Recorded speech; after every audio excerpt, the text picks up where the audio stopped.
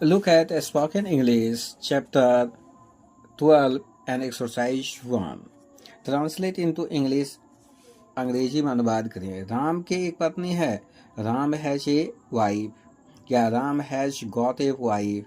या Ram does have a wife.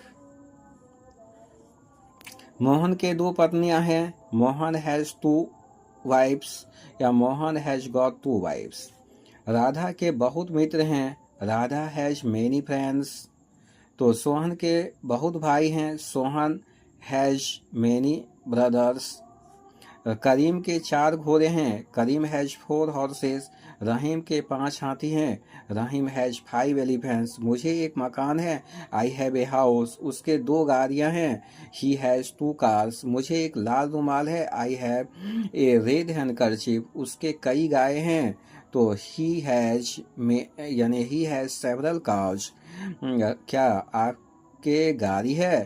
तो have you A car या have you got a car. Do you have a car. इस प्रकार तीनों तरह से बनेगा. क्या आपके पास गाड़ी नहीं है? तो हैव यू नो कार. क्या उसके बहन है? Has he A sister. क्या उसके बहन नहीं है? हैज या हैजंट ही सिस्टर. क्या तुझे कलम है? Have you a pen. क्या तुम्हें कलम नहीं है? तो have you not a pen. क्या उसके 2 भाई हैं? तो यहाँ पर हम दे सकते हैं हैज ही 2 ब्रदर्स. क्या आपके दुकान नहीं है? तो यानी हैव यू नो शॉप. इस प्रकार से बनाएंगे. पुनः स्ट्रक्चर पर ध्यान दें. यहाँ पर सीता के पुत्र नहीं है. पहला नंबर सीता हैज नोट ए सन. यहाँ पर ए लगना चाहिए. फिर सीता हैजेंट एनी सन. कोई नहीं है. सीता हैजेंट जो है गॉट एनी सन.